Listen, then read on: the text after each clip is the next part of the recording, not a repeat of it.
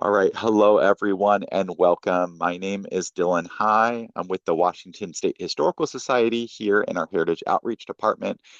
We're very excited to be having all of you join us today for this webinar, Resources from the Field, Partnering with Tribal Nations.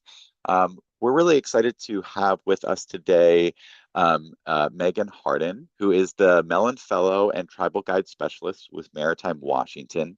Megan's been working with Maritime Washington on their tribal guide as part of a fellowship and ongoing project that we're very excited that she's able to continue. And we really wanted to bring this to this group to really talk a little bit more about what the tribal guide is and a little bit more about lessons learned from this project and this process about how history organizations can build stronger relationships for this work in interpreting history and the peoples of our region all all across the Pacific Northwest. I'm also very excited to be joined today by my colleague Todd Clark, who's the tribal liaison here with the Washington State Historical Society. He's been working here in the Pacific Northwest through a variety of different institutions to make museums more welcoming, respectful, and responsive spaces for tribal communities. You may also have seen Todd's work through our recently opened exhibit, This is Native Land, here at the Washington State Historical Society, and we can talk a little bit more and share a little bit more about that. Before I turn things over here to Megan and Todd, I just want to say if you didn't get a chance to already, please feel free to introduce your name and the organization you're calling in from in the chat. Um, Todd and Megan have a lot of really great materials that they'll introduce here in the first half of the session. If you have questions as they're presenting, please feel free to jot them in the chat so we can keep track of them, or just hold your questions, and we'll have plenty of time during the second half of this for a question and answer and a really great discussion at the end. So with that, I would love to turn things over to Megan to kick us off. Yeah, thanks, Dylan. Hi, everybody. Like Dylan said, I'm Meagan Harden. My pronouns are she, her, and I am so stoked to be here today with you all. I'm just looking in the chat at where everybody's coming from, and it's really exciting to see folks from not just all over Washington, but all over this region. I'm especially stoked to see a geographer in the mix. I am a geographer by training, so that's really exciting. Um, I work for the Maritime Washington National Heritage Area, which I'll talk a little bit more about what that is in a minute. But yeah, I just want to start by saying a huge thank you to Dylan for inviting me to speak with you all today. A huge thanks also to Todd Clark for providing feedback on one of the documents that I'm going to be sharing with you all today. And really grateful for you all to be here. Our hope, I think, today is that we can have, I'll go through some slides and do some presentation style stuff, and then hopefully we'll have ample time at the end for discussion and questions and answers. I know we've got a lot of folks with plenty of experience working with tribal nations in this call as well, so hopefully we can all learn from one another. And with that, Dylan, can I ask you to share slides? Perfect. Awesome. And you can go ahead and go to the next slide. So I'm going to start with this question, and if you guys are comfortable doing so, would love to see what you've got in the chat, so feel free to chime in there. But I'm curious what prompted you all to join this webinar today. Are you or your organization working with tribal nations currently? Have you done so in the past? Have you faced any roadblocks or challenges? Are there folks here who maybe are eager or hoping to work with tribes and maybe intimidated or nervous? Just kind of get a sense of where we're all coming from. So I'll pause for a moment to allow folks to chime in on the chat if they'd like to.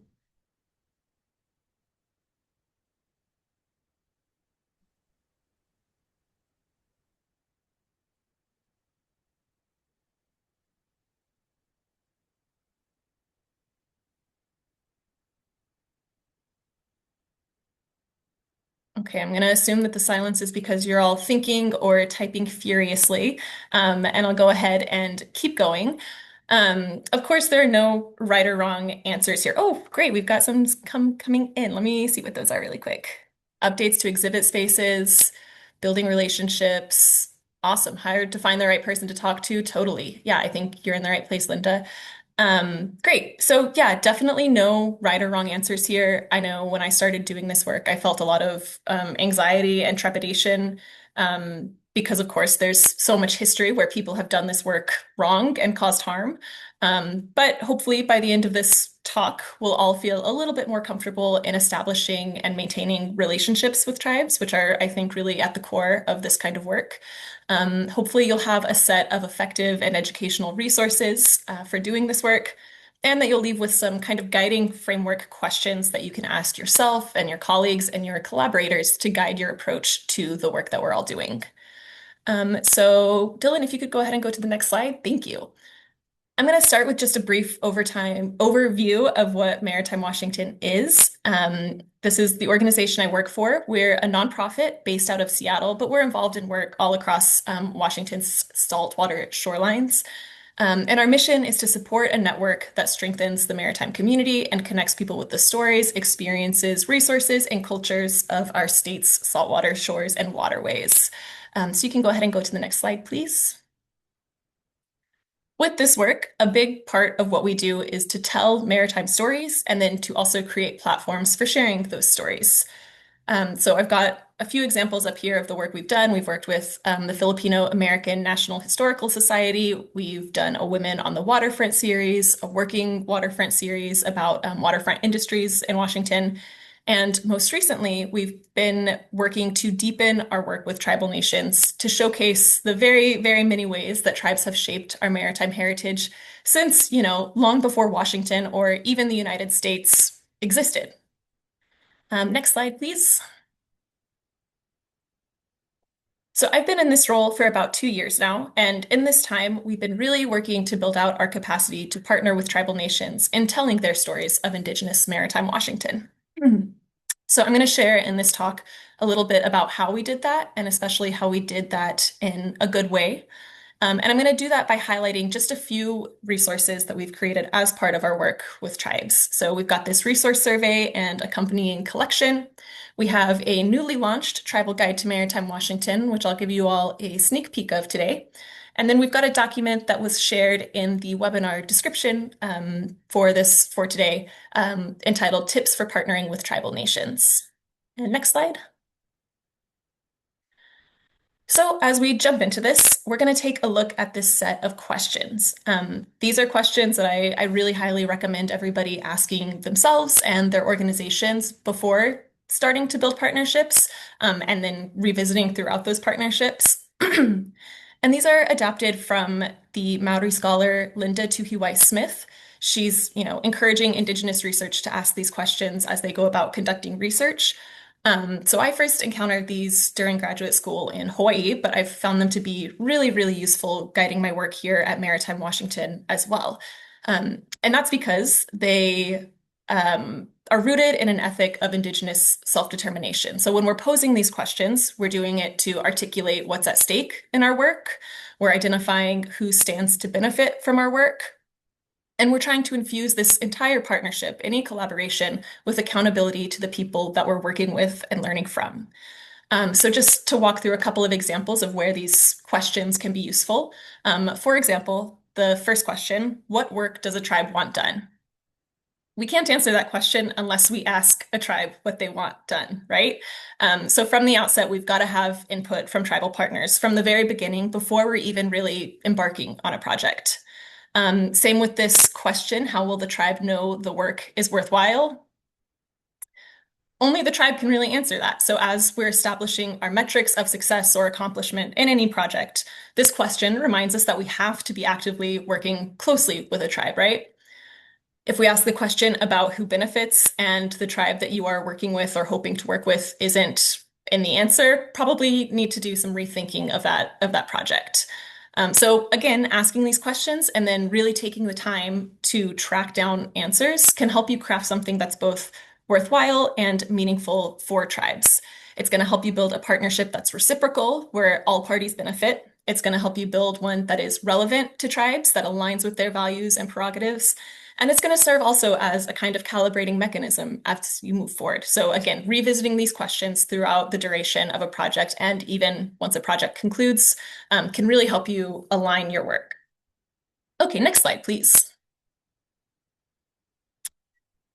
And I'm going to talk through some of the ways that we put these questions into practice here at Maritime Washington. One thing that I hear all the time, and for folks who are already working with tribal nations, I imagine you've heard this too, but I hear frequently that tribal collaborators are really tired of educating the non-native organizations that they work with. Um, I'm not necessarily talking about really, hyper-specific local histories or granular ethnographic knowledge, but more with the kind of thing that we can all do on our own time, right? The education we can all give ourselves, and that I would argue we all have a responsibility to give ourselves to learn. It's things that we might expect to have been taught in schools, but likely weren't. Things like treaty rights and treaty responsibilities, keeping in mind that treaties were signed not only by Indigenous leaders, but by American ones as well. So any of us within the United States, Native or not, is bound to those treaties and has a responsibility to uphold the responsibilities within them. Things like the concept of time immemorial, which is, of course, being taught in schools now, but hasn't always been, certainly wasn't when I was growing up. Um, Learning these things that rewrite the narratives of Europeans and Americans discovering this region and learning things that counter the idea that these lands were empty or unclaimed. And I want to emphasize here, you don't need to be an expert on these. You don't have to be able to recite all the clauses of the treaties or, every curriculum in this time immemorial lesson plan. But you do need to show that you take these things seriously because, again, tribes have been resisting these dominant political narratives for a very, very long time. And if you're not able to show that you're at least trying to understand them, it's probably not going to be worth a tribe's time or energy to work with you. So I could say that's kind of step one in any tribal partnership. At Maritime Washington, when we were starting to create or to start thinking about creating interpretive content with tribes, we knew we had to do this homework and we needed to do it well. So we hit the books. And as a professional researcher, when I say books, I mean books and archives and maps and museums and cultural events and podcasts and workshops and anything that we could get our hands on. That process, we wanted to make it a useful process as well beyond just the learning. And so that led us to create this resource collection that you see on your screen here. This is essentially an ever-growing annotated bibliography about Indigenous maritime heritage in Washington. And we can go to the next slide. So I've got the table of contents on the screen here, and you can see from it that we dive into a lot of topics. Some of these are broadly relevant to tribes in Washington, so things like the treaty rights section, the historic maps section, sections on oral traditions and Indigenous ecological knowledge. And some of them are more specific to the thematic focus of my particular organization, so canoe culture, fish wars, things like that. And so in this project, we've been partnering most closely with the Suquamish and Squaxin Island tribes. And so as we're doing this work, of course, we wanted that kind of general, broad thematic content, but then also wanted to tailor this resource specifically to the tribes that we're working with. So we have these sections at the bottom in section 3 that are relevant to each of the Suquamish and Squaxin Island tribes. And what's important here in these sections is that before we published these resources, before we made them visible even to our partners, we asked each tribe's cultural authorities to review the resources. That step of soliciting formal approval through the appropriate channels as directed by the tribe is, I'd say, really, really crucial in any work that we're doing with tribes because it makes sure that the tribes are reserving the authority to share their culture and doing so on their terms.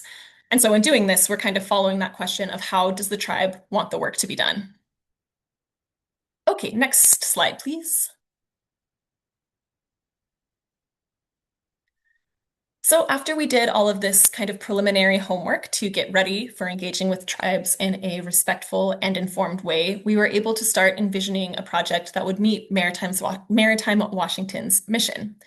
And then by taking the time to listen to what our tribal partners and to learn what a meaningful project would look like for them, again, following those guiding questions, we crafted this collaborative project that also met the tribe's prerogatives. We can discuss that more during the Q&A and discussion time, but I'm going to just share one of the public-facing outcomes of this partnership. And so, Dylan, I'm going to steal the screen sharing from you for a moment to walk um, through this tribal guide. So, can everybody see my screen okay? Now we can, yes. Perfect. So I'm currently on the Maritime Washington homepage. You guys are getting a bit of a sneak peek. So this website officially launches tomorrow. Um, but if we head to this Learn tab and then scroll down to the Tribal Guide to Maritime Washington, this is kind of what we've been working on for the last couple of years. It's the culmination of all of this research and partnership work. I just have to flag that this art is by a Suquamish tribal member named Brandy May Bore, and it's beautiful and I'm obsessed with it. So I hope you all admire it as much as I do. So on this landing page, we've got just some, general content situating the project. We have all of the tribes and their government offices, all of the federally recognized tribes, I should say, and their government offices identified on this map. One thing I will point out, you'll notice that we've taken care to follow the identifiers of each tribe. So for example, the Swinomish Indian tribal community, not the Swinomish Indian tribe. We've got the Samish Indian Nation, not the Samish tribe, and making sure that you're always in any public facing, and I would argue internal, content following the lead of the tribes that you're working with. We've got some guidelines here for visiting Indigenous homelands. And then we've got kind of the bread and butter of this tribal guide.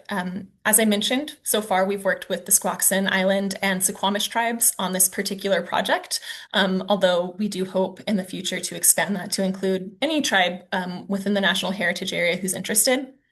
And so I'll just do a very, very quick demo. I'm hoping that you'll be able to hear the audio from my side of things. If not, that's okay. You can check it out on your own time. But even in these two introductory paragraphs for each tribe, we've got the Lashutsi pronunciation. So I'm going to play this and see if you can hear it. Da, cha, cha, ash. Yeah, okay, I see some nodding from Dylan. Thank you.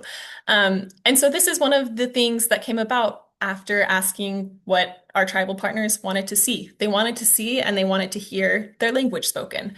And so we worked to get these audio clips and to embed them throughout. And yeah, I think it's turned out really well. So I'm going to go into this Learn More tab for the Suquamish tribe. So the first thing that you'll see is this place is Suquamish. And the next thing, the first thing you'll read is a quote from a Suquamish tribal member. And that's because with this work, we knew that it was important for tribal voices and tribal words and tribal perspectives to be front and center. Of course, there is an element of interpretation in this work, but the core of it is tribal voices. We wanted it to be as directly informed by the tribes as possible. So I'm going to collapse this. You'll see we've got these four interpretive sections about the Hulch, which is a Lashutsi word for the Salish Sea or salt water. Within each of those sections, there's quotes, there's interpretive content, there's more audio. We also have interview clips from tribal members. So during that kind of homework and outreach stage of the project, I was conducting intensive interviews and oral histories with tribal members. And so we were able to embed parts of those in here. And again, that's with the aim of making sure it's clear that these are tribal members speaking. They're not us deciding what's important to the tribe. It's not us deciding what should be said about this element of history or maritime heritage. It's tribes telling that on their terms. Let me keep scrolling. We also have more specific guidelines from Suquamish about visiting and showing up in a good way. And then we've got this kind of curated list of activities and experiences that people can go to. So what I want to make sure is clear here is that these are places or experiences that the tribe identified. This was, we don't ever want to be directing people to go to places that the tribe doesn't want them at. Of course, there are really important, sacred, or restricted places and ceremonies and protocols that don't necessarily that the public shouldn't be involved in. And so this process of asking what those places are and making sure that we're only representing the ones that are cool with the tribe was really important. If we keep scrolling, you'll see basically a website version of that Suquamish section of the resource collection. There's a similar section in the Squaxin Island portion of the tribal guide. And so let me stop sharing and I'll pass it back to you, Dylan, to reshare. Thank you again for being willing to do that.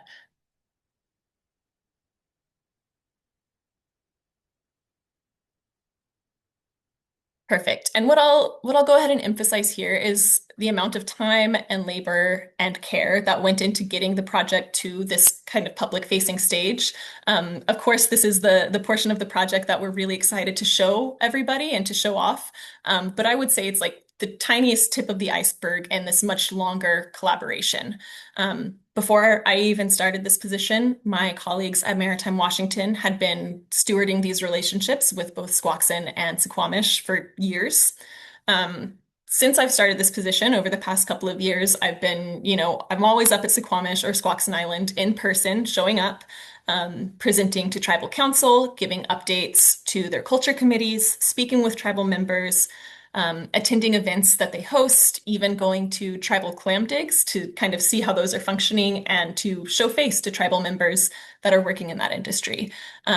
So for any of us who are currently or hoping to work with tribes in the future, and hopefully that's all of us, we're really playing the long game. We're, putting our money and our resources where our mouths are when it comes to crafting real, sustainable, and meaningful partnerships. And you can go to the next slide. So maintaining these relationships is a really crucial phase of the collaboration. And I would say, again, those relationships are really the core of any tribal partnership. Not only were we at Maritime Washington investing resources into these relationships and care, but so were the tribes themselves. They were investing a lot of time, taking the time to talk to me, taking the time to listen to me when I'm sharing back what we've heard. And that's a really precious thing that we don't want to lose sight of.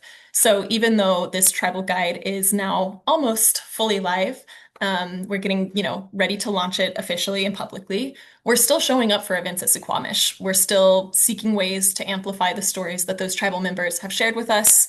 We're exploring how we can keep implementing the lessons we've learned through this project into our organizational work. So we're keeping it going. And then the last thing that I'll share before we move into discussion with Todd and the Q&A is this Tips for Partnering with Tribal Nations in Washington document that Dylan linked in the description of this webinar. So in this document, you'll find some actionable steps at each project stage that take these principles from Indigenous research methods and our collective real-world experiences and that translate them into action. So we're taking those questions put forth by Linda Tuhuwai-Smith, and we're proposing actions that can start to answer them. We've divided these tips into 4 stages: the preparation stage, the outreach stage, executing the project, and maintaining the relationship. We can talk about each of these a bit more in the discussion, but I would like to note that none of these stages is mutually exclusive, even though in a table of contents they have to be. They're all iterative. They're all intended to be strategy recommendations rather than a strict rule book of how to proceed. And they're really just a starting place. They're a tool for guiding collaborative partnerships. They're, I think, a really useful framework for linking theory and practice, but they're not an endpoint, and they're certainly not exhaustive. I think they can, do a lot for helping us all get on the same page about how we might effectively work with tribes. They can give us ideas and options for really operationalizing our good intentions. But the conversation that we're having today together is one that we really do need to keep coming back to, that we need to keep exploring and refining and adapting to meet the needs and interests of our tribal partners. And so with that, I think we can move into a discussion with Todd and Q&A. Todd, I do have a couple of questions prepared to ask you because I'd really like to hear your thoughts on. But I think this is also a good time if folks have questions to either put those in the chat or to come off mute and ask them as well. So I'll start with asking Todd. One of the things when I first shared this draft tips document with you, um, was one of the things you mentioned and gave really crucial feedback on was the idea of time and how that works in tribal partnerships. And so I'm wondering if you could just share with all of us a little bit about how time comes up in your work. Um, yeah, yeah. Sure. Uh, First of all, I want to thank Megan for this work. This is really, really good work. I've worked in academia. I've seen academics doing work with tribes in not the best ways. And when Megan showed this to me and I looked at it, I was like, okay, this is great. This is how you do it. This is how, you engage with the tribes. And I was talking with Dylan. I'm like, we need to share this out because this is in the various roles that I've been in at every place that I've worked. That is the number one question I get is we would love to work with the tribes. We don't know where to start. We don't know how. And I think one of the things that really hit home with me was the amount of time and work that you put into these relationships, because that's what I always tell people. It's like it's a relationship. You have to build that first before you do anything. And you really demonstrated that here. Um, Going to answer your question, one of the things that I wanted to point out when we were first looking at this document was the concept of time being different for tribal communities. And I noticed a lot, particularly with environmental work, because there's kind of a dire situation to like get things done. Like we need to figure out climate change and do all these things, and they know that the tribes are interested in supporting that, and they want answers. That like we want to know where the tribe stands on this and what they want to do, but the tribes are looking at things in generationally, like whatever we do today, how is that going to affect generations from now? Not next year, not 10 years from now, but like, several generations down. And then and how does that relate several generations back? And I think you really kind of need to understand that when you're working with tribes, because you may not get an answer anytime soon with some of these questions, and it doesn't mean they're not thinking about it or considering it. It's just it takes a lot of work to think about how something's going to affect your community several generations from now. And that's just, as long as you keep that in mind, I think that's helpful in terms of like trying to get answers and do things. I think as a society we're like I order something from Amazon, and if it doesn't get here tomorrow, I'm like, where is it? And it's just we kind of have that mentality now, and it just doesn't work with tribes, and so you have to have more patience with that. Yeah, thanks, Todd. That's a really great point. I have been thinking since, we first started talking about this concept of generational time and how that plays into decisions. And I'm seeing in the chat one of the somebody mentioned, the difficulties of navigating both grant and legislative deadlines and timelines and how those really aren't on a generational timeline. So I just want to both acknowledge that difficulty, and you know, there's no easy solution to that, beyond, changing our entire legislative and grant funding system, which I'm all for, but I think but we'd have our work cut out for us, right? Um, so that sort of leads into the next question. And Joshua, I am seeing your question about recognition, and I want to make sure that we absolutely get to that because it's a really important one. So maybe after this we can go there. Um, but yeah, so the idea of relationships, of course, is for me, that's kind of the as I've said already today a few times, I think, is the core of the work that we're doing. And, moving at the speed of the relationship, I've found to be not necessarily more effective, but kind of the only option that we have when collaborating with tribal nations. And so I'm wondering, Todd, if you have any thoughts on these relationships, on, when we're often, I think we're, envisioning really large projects, big scale projects. And, to do those takes not just strong relationships, but also strong funding and hospitable timelines and all sorts of other support. So I wonder if you could just talk a little bit about maybe the benefit of showing up for the small stuff as well, or other ways to go about forging and sustaining relationships without necessarily embarking on a massive project that neither the tribe nor the organization might have the capacity for. Well, I think, it's when you talk about relationship building, I always fear that someone's going to approach a tribe and say, I have this project and I want to do this. And I want to go back to what you said about really doing your research first and having an understanding. I just had that conversation with a group that said, you know, they they tend to come to meet someone like me, a tribal liaison, and say, "Oh, I want to work with these tribes." And I'm like, "Well, you need to work with those tribes. I'm not going to do that for you." But one of the things that I had mentioned to them was like, you need to understand, and this was regarding like fentanyl. And I'm like, you really need to understand like how that's affecting the tribe, what they're already doing about it before you go in and with all your ideas of doing these things, and really have an understanding of where they're at with that. Um, and that's the big kind, like the bigger thing.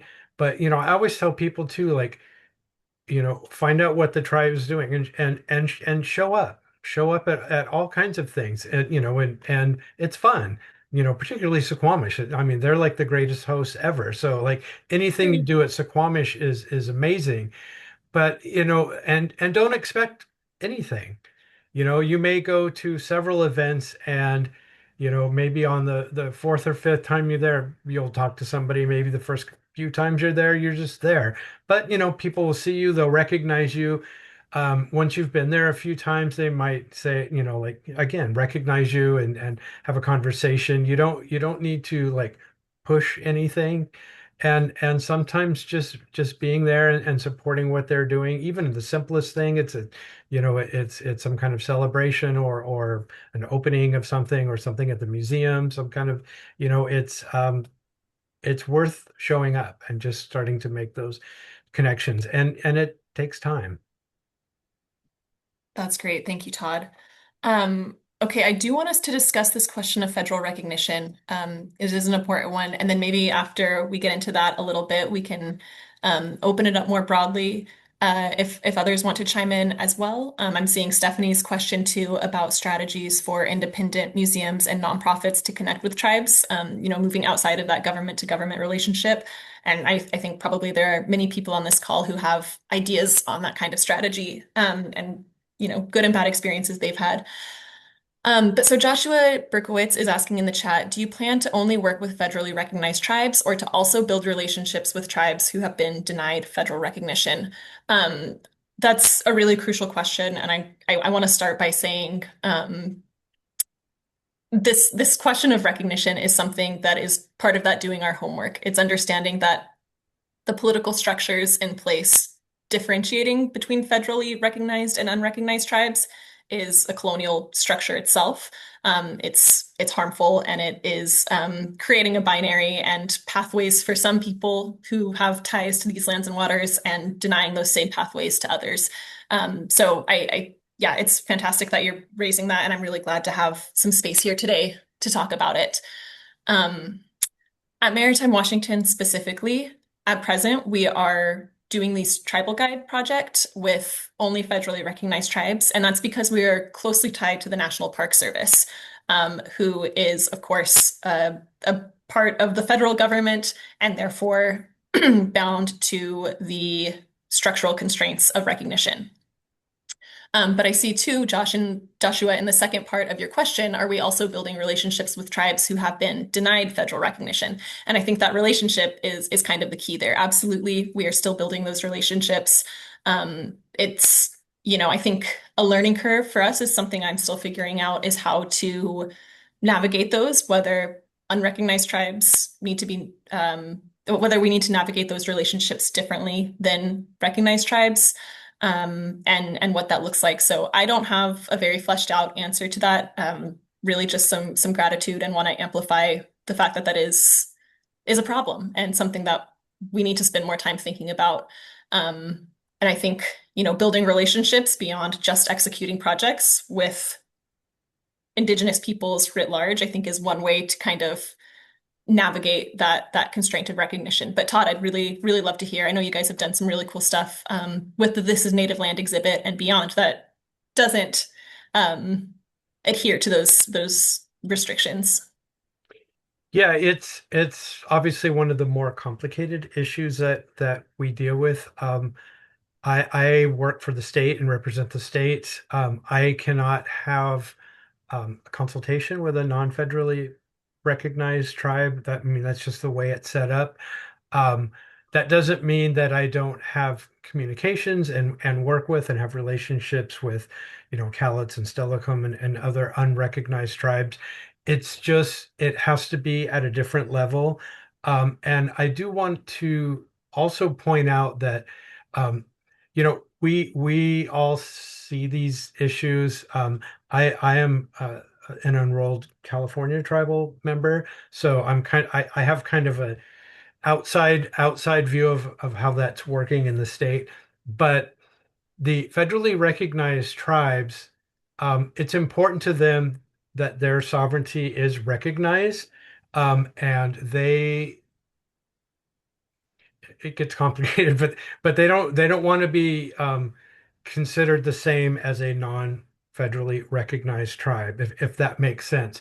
They want a government to govern, and I'm speaking as a state representative, but they want a government to government relationship on a different level because they are recognized, and you have to respect that sovereignty, whatever your feelings are about, the other tribes, Duwamish and Chinook, and the tribes that you are developing these relationships with as well. Um, and I don't on a personal level, I don't particularly like that it has to be that way, but I do want to respect the sovereignty of the federally recognized tribes and keep those separations.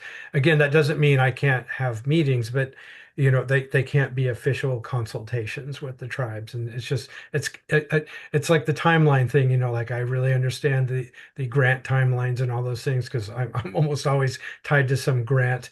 And this is another situation where it's like you just have to kind of work around it and juggle with it. But I do want folks to be careful with um, the idea of making sure that they are respecting the sovereignty of the federally recognized tribes because, a lot goes into that, and it's very important to them that you understand that.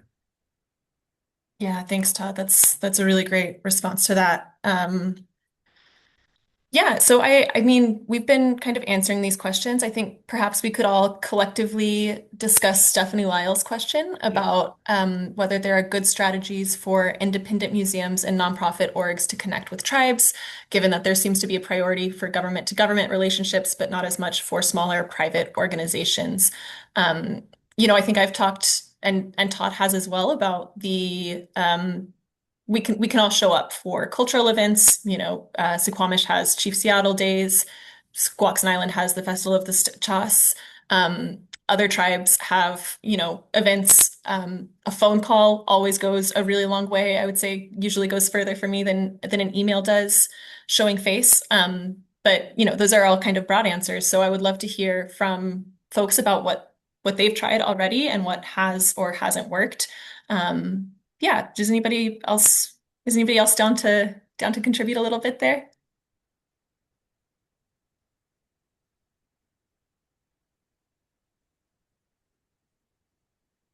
I can. Yeah, thanks, Kevin. Kevin Coleman, Executive Director for Bellingham Sea Feast up here in Bellingham, Washington. I put on an annual festival every year, and it has been one of my goals to incorporate tribal and native components to the entire maritime industry since we are people of the Salish Sea and it was their land first.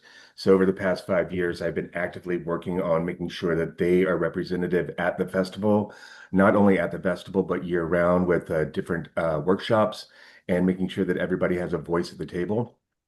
This has allowed us to be now included into some Lummi larger leadership roles as well as youth leadership with Children Aesthetics and Setting Productions, which they're going to be opening up here next year. Which, if you've not come up here, please come up here. It's going to be a beautiful museum and a space for welcoming and learning that is going to be opened up to the community. But this has been a huge work in progress for the past few years to really build those community bridges. And what I tell people is like, I te teach me as if I'm a 5-year-old. I don't know anything. And so I'm leaning into you to help me understand so that way we are properly recognizing and saying the right words. So we have a lot of counsel before we do any projects. We make sure we reach out to our tribe group as well as some of my tribe members that are on the board. And so it's really important that we have their voices at the table first before we plan anything else, so that way everybody is properly recognized. Fantastic. Thank you, Kevin. I think something you just mentioned there, I think is a good point, is you have tribal members on your board. And I think, that's a really good way to get people involved. If you have open positions, you know, reach out to the your local tribe and see if they're interested in being on the board and participating in that way. Because that's a really, really good way to not only make a connection, but just have someone there that has a really good understanding of how to work with the tribe. Kevin, if you're speaking, you're on mute. It's helped us in conversations as well and getting through and I always tell people don't rush anything. I think somebody put in there earlier as you work as you're trusted. And so we really lean into that. We want people to know that what we're trying to do is for the right reasons and going into it with pure intention of really celebrating everybody and making sure their voices are heard. That's great. One thing that I know Todd and I have also discussed is both the importance of compensation and also some of the limitations there, and maybe the assets of gift giving as well alongside that or in lieu of that, depending on the preference of the folks we're working with. And so I'm wondering for Kevin or Anne, I'm seeing you pop in the chat some work. Anybody really, if you've encountered, oh, great. Thanks, Anne. I'm seeing that you provide stipends to folks who participate in the education program. Yeah, I would love to hear. This is something I'm always kind of questioning is the amount that's appropriate, offering in a way that is culturally respectful, coming up with gift ideas when that's appropriate. And so, yeah, I would love to hear what others have thought there. We pay people accordingly. I mean, everybody deserves to be paid what they're worth. I'm also an artist, and so I want to be paid as an artist. So I think everybody else should be able to be paid too. I know a few years ago when we did get one of the grants from the Maritime Washington for the tribes, we actually got $8,000 and we reinvested that into all tribal groups and all tribal organizations. So we paid back everybody what they were worth plus more.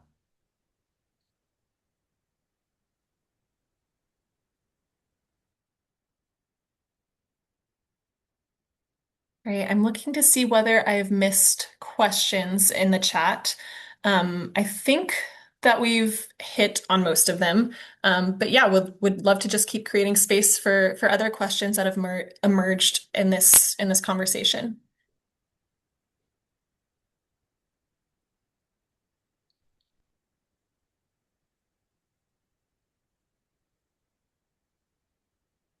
Jump in because it's quiet. A question I have is what's the long-term vision for the guide in terms of you started with the two tribes that you named. Are you hoping to build that resource out more fully, and to what extent? Yeah, thanks for the question, Joshua. We are absolutely still building it out. Working with Suquamish and Squaxin Island was kind of the pilot for this position. So a little bit of background on my position. It's funded through the Mellon Foundation currently. But doing this pilot project has given us to use like market speak, the proof of concept. that this is achievable and valuable. And so we're using that to seek out more funding, more opportunities to keep the work going. So we are currently in talks with a couple of different tribal nations who we hope to partner with. And the long-term vision is that any of the 21 federally recognized tribes with ties to Maritime Washington National Heritage Area can be represented in that tribal guide. My personal longer term vision is that, of course, there's already a lot going into this tribal guide, a lot of behind the scenes, a lot of other relationships being forged and maintained. But I think, growing this beyond the tribal guide, to me, the tribal guide is kind of the public facing portion of this work, right? But there's so much internal relationship building and content creation for the tribes themselves that is happening, and I hope that we continue to work on.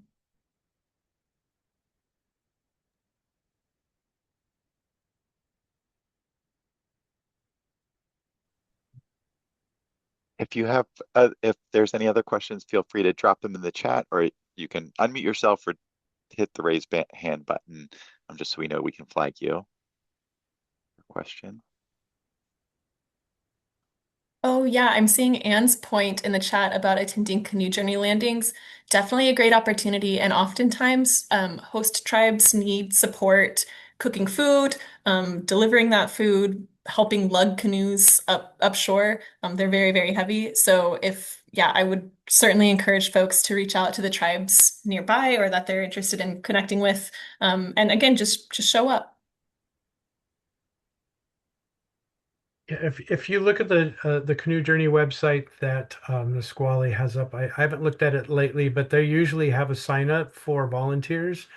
They're always looking for volunteers, and even as Megan said, the hosts there's always looking for volunteers, and it's really fun. And it's fun to be more of a participant than just showing up and watching. Showing up and watching and supporting is great as well, but they definitely are always looking for help. Another opportunity or another couple of opportunities that I'd like to highlight. Dylan, if you're willing to share screen again to show the slide with the invitations to the Tribal Guide launch parties. This Thursday from 5 to 7 p.m. on the Seattle waterfront at Overlook Walk, we'll be celebrating the launch of the Tribal Guide with the Suquamish tribe. There will be ice cream and popcorn, and we've got several tribal members who are going to be leading activities. So Barbara Lawrence, if you know her, is going to be teaching on cedar weaving. She's making a hat, and she's inviting attendees to support her and help her on that. Cassie George, a linguist from the tribe, will be leading a Lushootseed language activity. The Shellfish program manager, Vivian Berry, will be doing some work with shellfish. And then Courtney Gooby, a tribal member who helped direct the very beautiful video that you can find on the Suquamish page of the Tribal Guide, will also be there premiering the video and giving some insight into the process behind it. So that's the flyer on the left. The following Thursday, July 16th, from 1 to 2 p.m., we're going to be celebrating the launch with the Squaxin Island tribe. There will be lunch, there will be stories, there will be lots of chances to connect and converse with both tribal members and other folks involved in sorry, ADHD. I'm looking at the chat and trying to talk at the same time. The tribes who have been involved in this project. So these are both open to the public.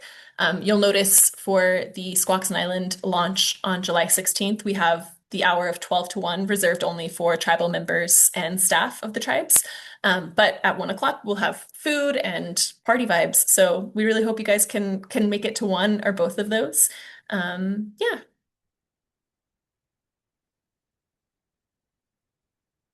Oh, thanks, Alex, for popping that in the Thank you, chat. Alex.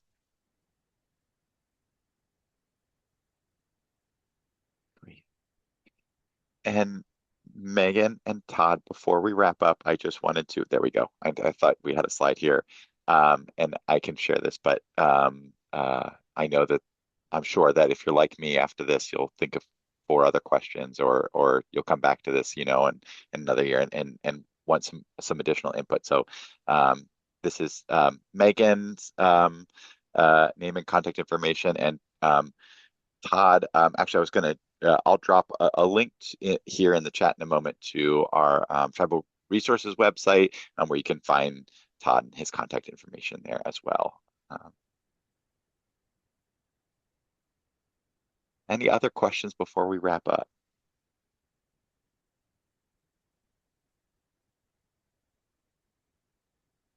Excellent.